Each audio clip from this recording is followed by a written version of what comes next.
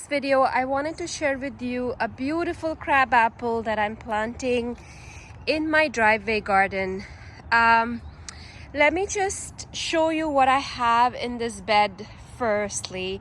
I had a rugosa rose in here which was suckering a lot, so I removed it from this spot and I planted some other roses this spring, but they haven't really done well here because of rabbit damage. The rabbits, every time I've caged them, I've done a whole bunch of stuff to them, but they find a way to eat the new leaves, and they haven't really been able to progress very much in this spot. So I've decided to remove the roses from here altogether. I might just leave one of them and remove the two roses that I have in here. I have a Lady of Shalott rose here, which is very, very tiny right now, and it is not doing well.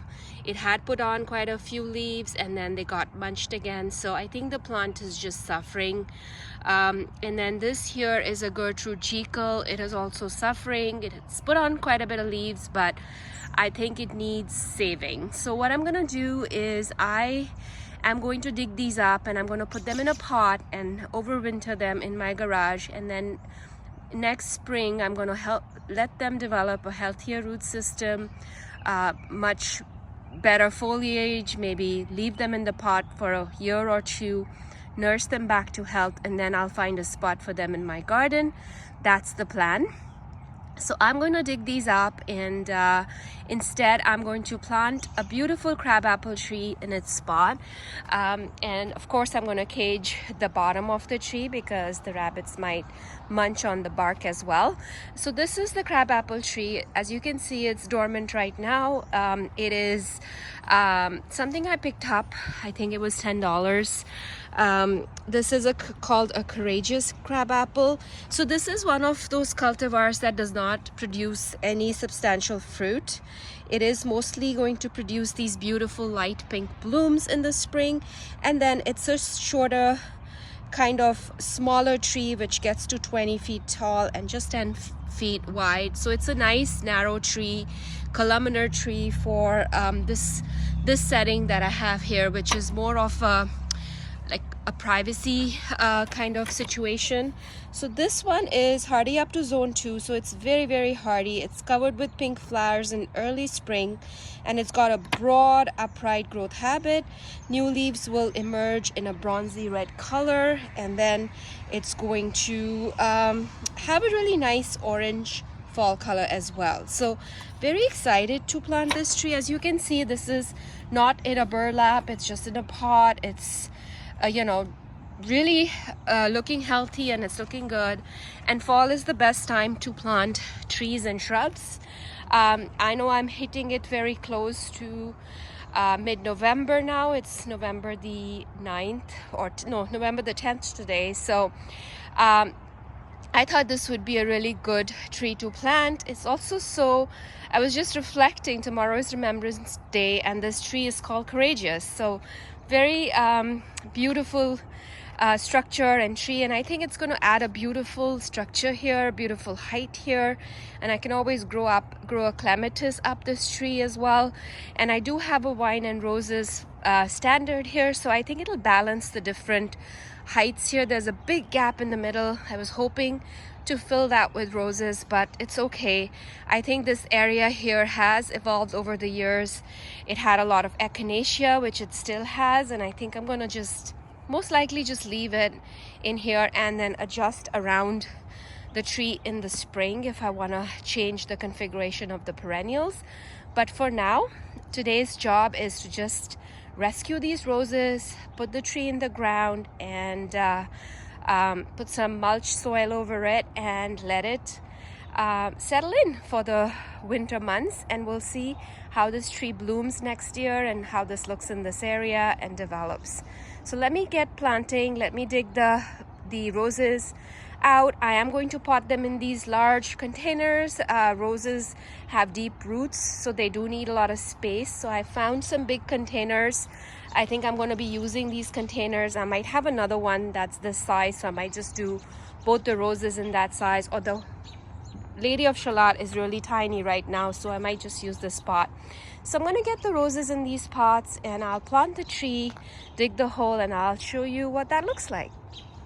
Here's the progress so far. The roses have been dug out and replanted in these pots. They didn't really have an extensive root system, barely any roots. So I am really happy with the decision that I actually pulled them out of there because they were not thriving. So I think they'll have a better chance in these pots, and hopefully I can nurse them back to life. And fresh soil should also be good. It should feed the roots and the plant, and it should start to put on, maybe we'll start to see some signs of growth before we get the hard frost and really cold weather. But we'll keep an eye on these pots here. But I wanted to show you the crabapple tree. I don't think it's pot bound, but it's kind of overgrown in this pot. So I just cut this pot open. It's a really thin pot, so I was able to just cut it with a box cutter, and I'm going to plant it in this hole. I've dug the hole already, and I'm just going to be using the native soil to backfill, and I might top dress it with some topsoil just because I kind of want to add some insulation. And then I'm also have a whole bunch of leaves lying around, so I'm just going to cover it with some leaf mulch, and that will be it. So I'm going to get this tree in the ground. I'm a little bit what do you say, skeptical because it's really late in the season, but I think it's a tree, it's dormant, so it should be okay. We'll keep an eye on it. I just have to make sure it's well watered once I plant it, and then keep an eye on the watering if it doesn't rain over. I think we're supposed to get a really nice rain today and tomorrow, so that's why I kind of wanted to also get this job done so that it can settle in, it can get the moisture it needs for the winter, and it'll be fine. So let's get this in the ground, and then let's take a look at what this looks like. It's not going to look like much right now because most of the plants are dormant. The only rose I left behind was this rose here. This is the Eleganza Fiji. It's a bright pink rose. It seems to be doing well, and it has bloomed a couple of blooms this season. So I'm gonna leave this one in here and assess it next year. If I don't want it in this spot, I might move it as well. So just keep this bed here rose free so that I'm not, you know, worrying about it, because it is one of those beds where I don't really maintain a lot. It's on the side of my driveway, and I just want it to be easy. So I think having some shrubs, which I did plant. I do have a Vigela here, a rainbow Vigela, wine and roses Vigela. So just having easy things here is going to be good. So I'm just going to plant this tree, and then we will wrap up the video, and we'll keep an eye on it next spring and see how it does. So if you're joining me for the first time, my name is Preeti. I garden in zone 6 in Toronto. Sometimes we can go down to a zone 5 as well, depending on the harsh winter we get.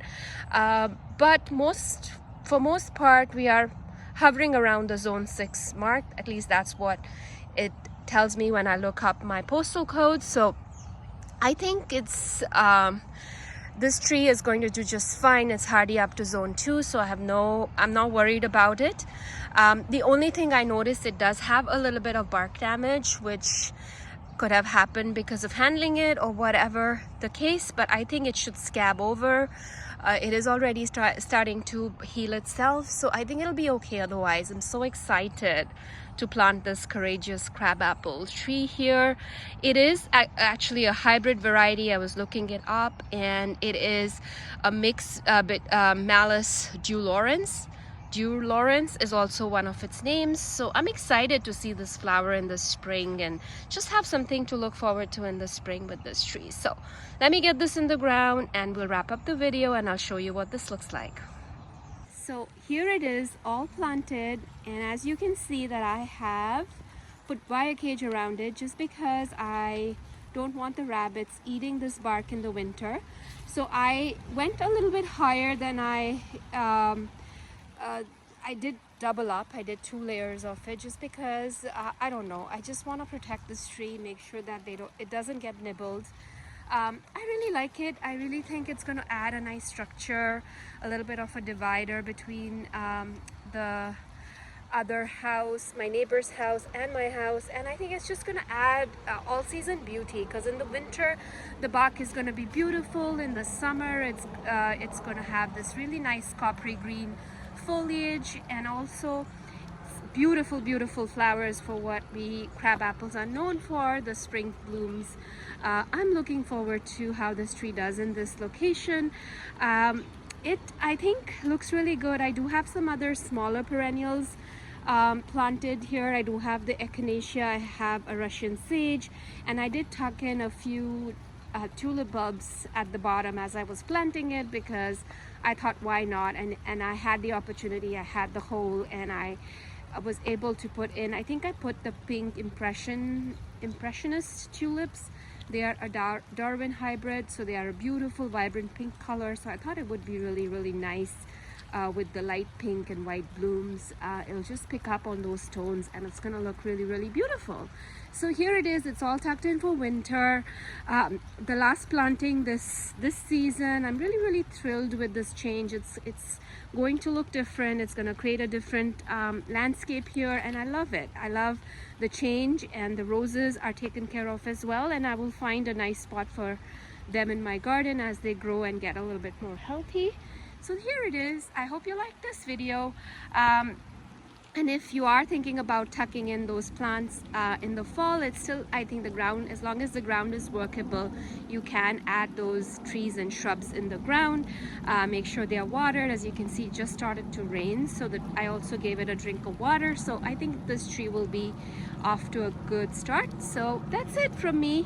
I hope everyone is having a beautiful November, and I will catch you very soon in another video. Bye for now.